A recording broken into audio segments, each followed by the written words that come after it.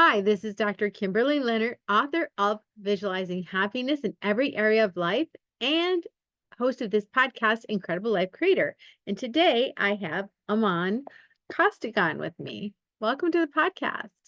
Thank you. So happy to be here. Yeah, just so people have a little taste of who you are, I'm going to read your bio.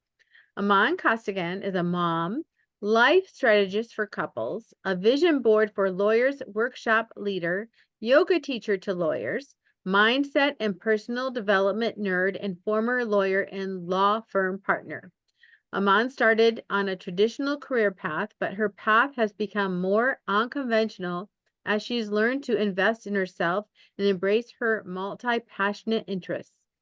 Being an extra in a Christmas rom-com movie and traveling to Portugal for 6 weeks with her husband and 3-month-old son are some of Aman's most recent dreams come true. Years of yoga, vision boards, investing in herself, and quarterly marriage alignment retreats with her husband have helped her create the life of her dreams. All right, Aman, we would love to hear about that. Tell us your story, how you started out and how you got to be where you're doing now. For sure. So I started out, yeah, like is in the intro, but I started out very traditional thinking, one career forever, my whole life, that someone else was going to be responsible for paying my bill. So I would be an employee my whole life. And I went into law. So that was actually intrigued by a murder trial that I attended in my undergraduate semester. And I was fascinated by the justice system, or what I've called the lack of. And because the trial was happening 10 years after the events, and the kids at the time had moved on and become adults. And so I was intrigued to law school. So I applied. I didn't get in my first time that I applied to the law schools. And, I kept persevering, increased my grades, tried the LSAT again, and then I got in the second year. So I was very excited about that, overcoming that obstacle, and then getting into law school and doing well with that, and then becoming a lawyer right after that, and really just focused on learning all that I could, getting a broad experience, and focusing in on my career and becoming the best that I could be in law. And that's really what I did for the last 12 years. And really just as of last month, I was a lawyer and a partner at a law firm. I was a partner there for 6 years. And what I would define was doing my favorite kind of law, which is professional discipline. So in Canada, colleges are regulated, professionals are regulated by colleges. And so if there's any discipline or anything like that that happens, at first instance, it goes to the college, so the regulatory body. And so I got to do kind of boots on the ground, public interest work, and work very closely with lots of people. And that was kind of near and dear to me. And then just recently, I've shifted as of really 3-4 weeks ago, moving into being a life strategist for couples and helping couples create a life of intention versus a life that just kind of happens to them, or that's on default that nobody's really thought about and sort of accidentally has just happened. Okay. Well, that's really, really exciting because it takes a lot of self-reflection and willingness to try something new, to take the path that you've taken because you've had a lot going on. I'm not an attorney, I'm a doctor, but I know attorneys are famous for working 60 plus hours a week, right? So here you are working a lot of hours, I'm assuming. And then but you take the time to do like yoga. So tell me about your yoga journey. Yeah, so I think I stayed in private practice as long as I did because I had a yoga practice. And it wasn't anything crazy. It was really just a yoga practice on Monday nights that I started with as a first-year lawyer. It was a 2-hour class from 7 to 9 p.m. on Monday nights. And I protected that time as best I could, as there's work and commitments and that sort of thing, but as best I could. And I still try to do that to this day. But having that yoga practice is what allowed me, I think, to process my emotions, to deal with some of the anger, frustration, and stress that came from the job. And also the way then that I was showing up in my relationships which, I was kind of carrying over that stress and that anger, I would even say, over into my personal relationship with my husband. He wasn't my husband at the time, but my boyfriend at the time. And I just wasn't showing up in the ways that I wanted to. And so yoga just really gave me that 2 hour time without being connected to a phone. So no emails, no pinging, none of that happening, and really just having to be with myself, my thoughts, my own body, and just really check in with what was going on that week and that day for me. And so I really do think that that allowed me to be less reactive. So when, you got that email from opposing counsel or from another lawyer, or even somebody, a text from someone in your family, it just gave me the skill set to be able to manage my emotions and deal with how I was feeling and be able to respond from a less reactive place. And even in some ways come from a place of more compassion for others and for myself. That was a huge part of my yoga journey. I think about 5 years into my yoga journey, I had a realization that I didn't love myself. And I remember crying at a yoga retreat in the circle, having this realization. And it's so special to me to be able to say, now another 5 or 6 years past that I can say that I love myself. And I think that's one of the things that's really contributed to my ability to build the life that I have. Beautiful. And I'm just curious, there's so many kinds of yoga. I mean, some of them where you just breathe.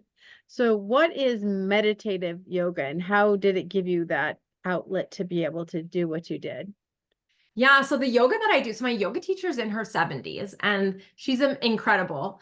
And she calls it just yoga. And I'm like, yeah, but Anna, people don't know what that is. Like, how do I describe it? So I've kind of said it's meditative yoga, but it's everything from like toning, so like sound, it's like sound healing, it's chanting, it's doing asana, so like moving through sun salutations, but without the how do you like without the pressure to go further. So it's not pushing yourself to the edge, it's actually bringing yourself to where you are in a state of like things being able to move in the body. So for her, she always says to me, she's Aman, 10 to 15% less effort. And at the first I was like, I don't know how to do that. I don't know what that means. And like, that does not compute with like who I am and how I've been raised and the way that I behave.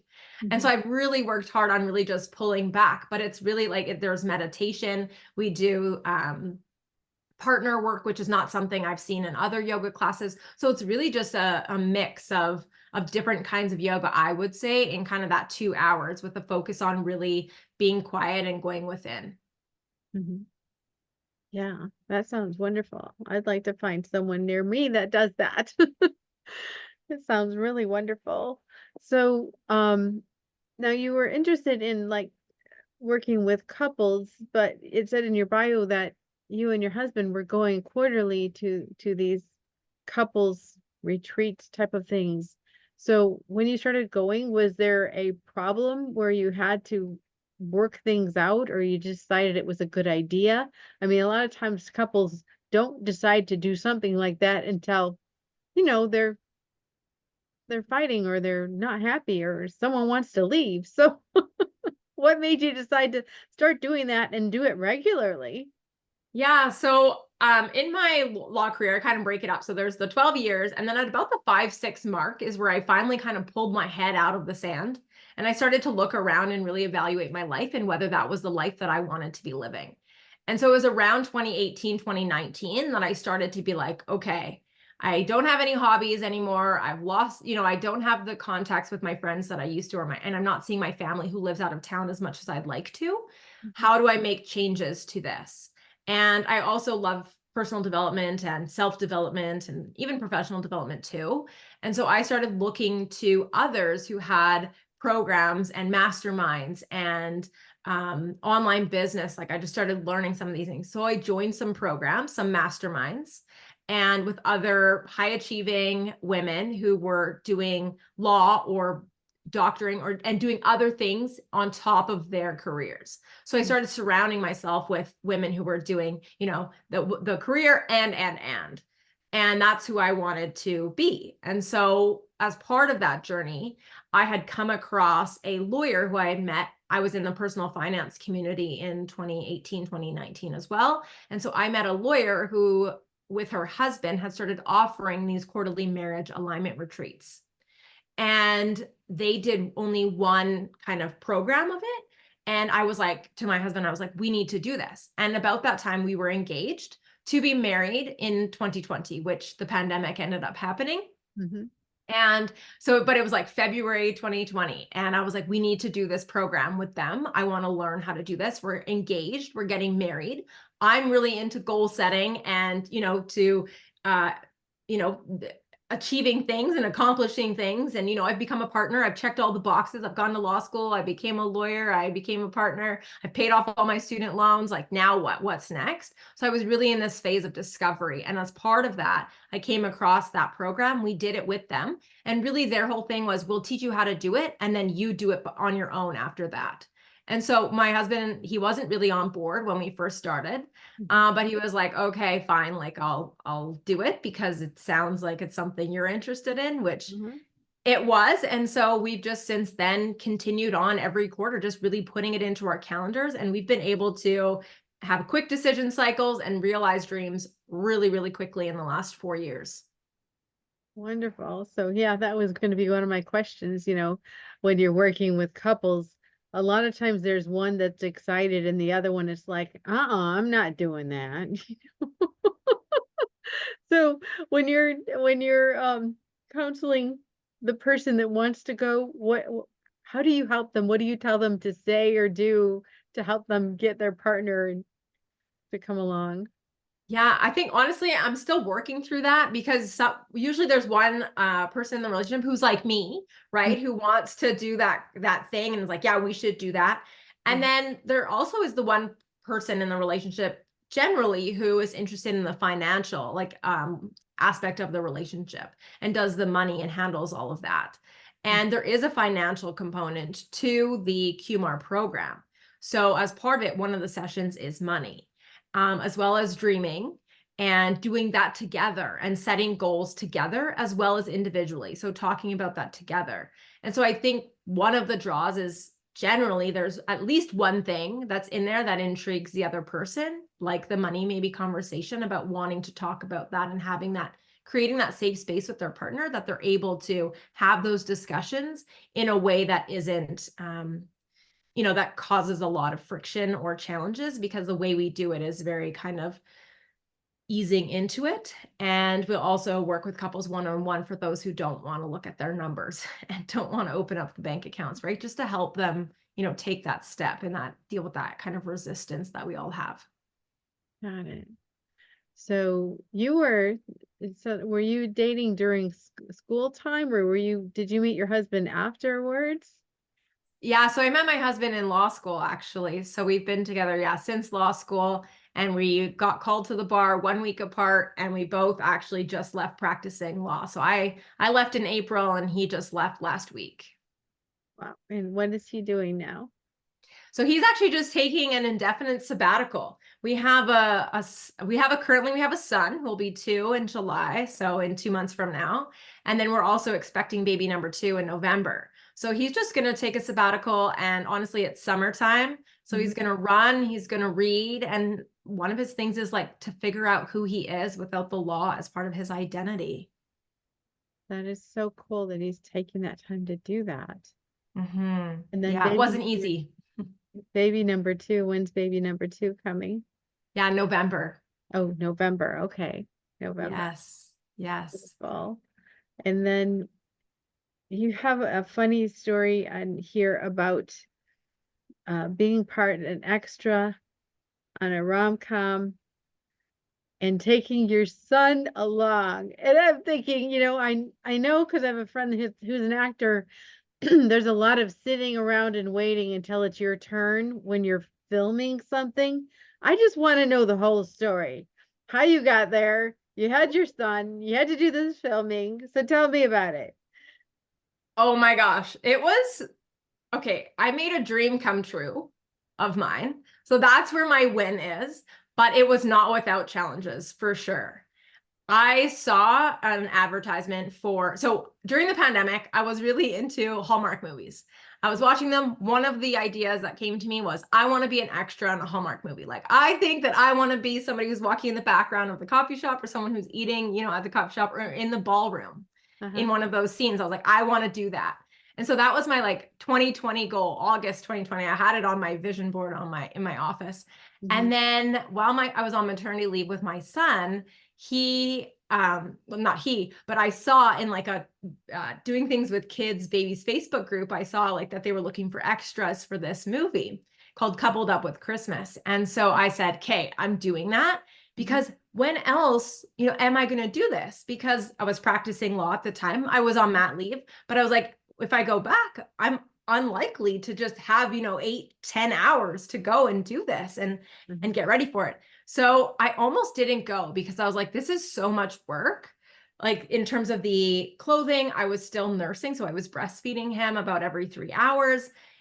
You know, what is he going to do? You're right. There's a lot of sitting and standing around. It was in winter here, which in Canada at that time, it was -16 the one day that I did the outdoor filming. So that's like equivalent to like really cold Uh-huh. um, in up here. So there was also an indoor day. So I also got the ballroom day in there. But you're right. It was 8.5 hours of mostly sitting around for about 5 minutes, maybe each day, of like actually doing something and being told what to do and being filmed. Mhm. So how did I do it? Well, I prepared with like snacks and all that kind of stuff, made sure I had the diaper bag and all of that, made sure I had the outfits organized. And honestly, I had help from some other moms. That was one of the biggest things for me. I was like, that was my first time being a mom, and like I was going to breastfeed my son in like the bathroom, and this other mom was like, no, you cannot do that. She's like, I'll find you a space. This is where you're going to go. So I just had like other moms looking out for me. And they also offered to hold my son like while I ate lunch. So I just kind of got that, like that community aspect, to be able to go and spend the day there. And they ended up filming till 10 p.m., but I ended up leaving at 4 or 4:30, because obviously I couldn't stay the whole day. I had to leave. But to me, that was a huge win, because it was a lot of work, but a dream came true of mine. And I was able to do that with my son. And it was a hit, right? Because everybody loves a baby too. That's right. That's right. Yeah. And talking about babies, you and your husband, it took you some time to have a baby. Yeah, which was a surprise, because, you know, I thought, get the law career, become a partner, then we got married, and then we were 35, 36, and I thought it just happens right away. And I didn't realize that it actually takes some time for some people. And so you know, both of us started wondering, like, you know, what's wrong with us? Um, you know, why is this happening? What can we do? You know, all the kind of things like, oh, maybe we shouldn't drink, you know, not having that glass of wine, or we need to exercise more, or, you know, sort of do all these things. And we ended up going and doing all the testing. And everything was actually normal, came back normal. I had a thyroid issue, it was underactive. So they gave me Synthroid to deal with that. But beyond that, there really wasn't anything else. And so we ended up entering the fertility treatment program. And really what they do is they give you 3 chances at IUI, which is what I've just called the turkey baster method, of sending the semen up there. And then if that doesn't work, then they will potentially send you on for IVF. And so we were so after you do all the tests and all that, in secret, right? Because you know, you don't really want to be telling people around you. At first, we didn't really tell our family that we were going through this. And for work, right, you have to just leave to go do tests. You Mhm. have to, you know, I was doing blood tests regularly, doctor's appointments, the other tests that you have to do in addition to that. And, you know, you're not really telling anybody. And it's kind of this whole other big, huge thing that's happening in your life that's causing you some stress and some worry, but you can't really, you can talk about it. We just didn't talk about it for a while with people. And anyway, so we ended up opening up to people on our second round of IUI. The first one didn't work. The second one actually ended up working. So we ended up being successful, and that ended up being all good and well. And then even the second time now that we got pregnant, we entered the fertility program again because again, it wasn't successful on our own naturally. And so we entered again. And then what ended up happening was that in January, I didn't fit within their surge window. They have a surge window that they will do the IUI in. They said I didn't fit within that, and that because of my age and maybe because I wasn't surging right away, that I should consider IVF, which I was a little bit annoyed by because you're supposed to get 3 chances at IUI before they send you on to do anything else. But we were very fortunate that actually we were away in February, the second month that we were supposed to have the IUI, and they told us to try naturally, and we did, and we were blessed with that being successful. So we didn't end up have to go back again. Congratulations. Thank you. Really exciting. It's really, really exciting. Thank you. So, so you've done things very differently, especially in the last few years. So talk about just your thoughts and ideas on living differently, raising children differently, just kind of going out of the box. Sure. So I think some of it started like I was saying in 2018, even 2017 potentially. My husband and I were junior lawyers, and I would even say unhappy. And we were looking for ways to cope. And so one of the things that he found that I got on board with was the financial independence, retire early, the FIRE movement.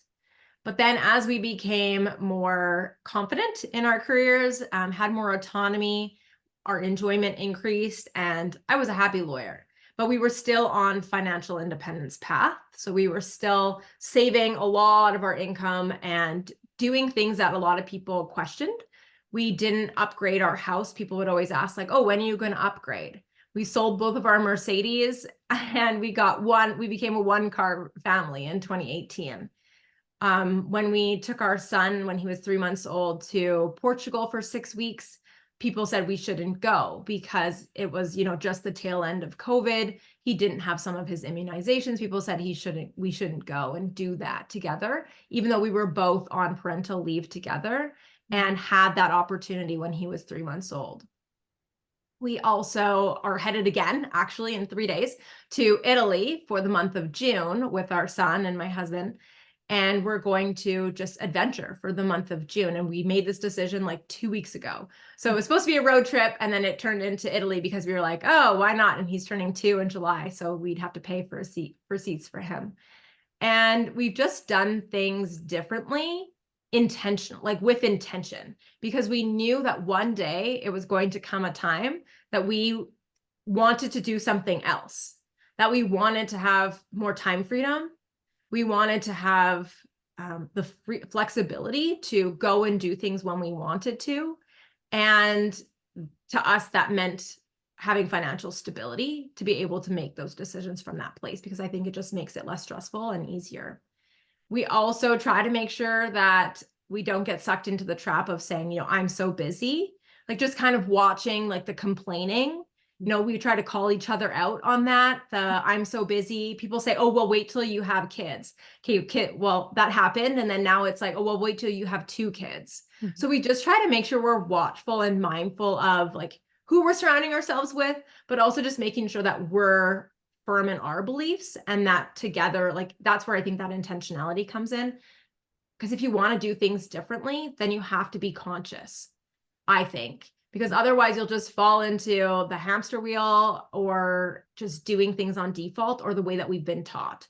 And so in order to break away, I think from that kind of stuff, you have to be like thinking independently, conscious, which I think is where that yoga practice for me comes in, and communicating with your partner, if you have one, about like, where is our life headed and how do we want it to look? Because I truly believe anything is possible in life that you want to create. We just need to put some pen to paper and kind of come up with that plan and how that's going to happen. And it's not going to happen overnight. It's going to take some time. Like for us, it took, 2017 to 2024, but it's huge changes that have happened in, I would say, a short amount of time.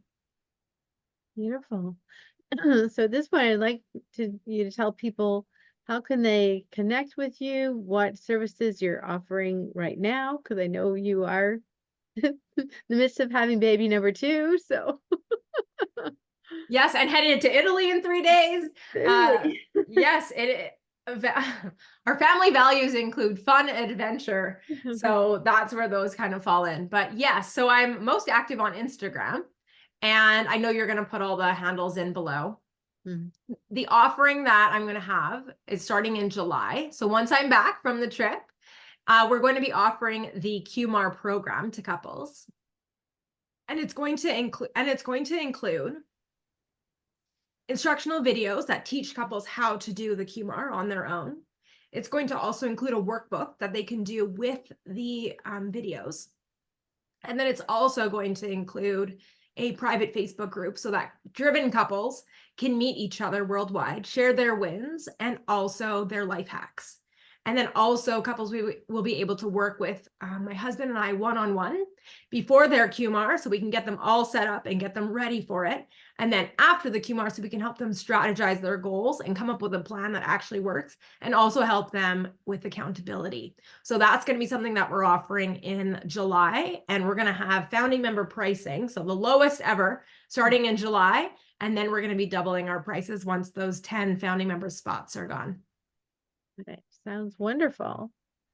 So now a personal question. What gives you the most happiness and fulfillment in your life right now? I think freedom right now that I've been able to create for myself. In little, like that for me was something that was really important, not being tied to a desk or a chair or in an office. Mm. And for me, I've been able to create that freedom for myself little by little by little. The pandemic helped with that in lots of ways, especially in the legal profession, being able to allow for remote work in a more acceptable way, I'll say. And now it's just being able to, as an entrepreneur, be able to be in charge of my time and how I want to spend it.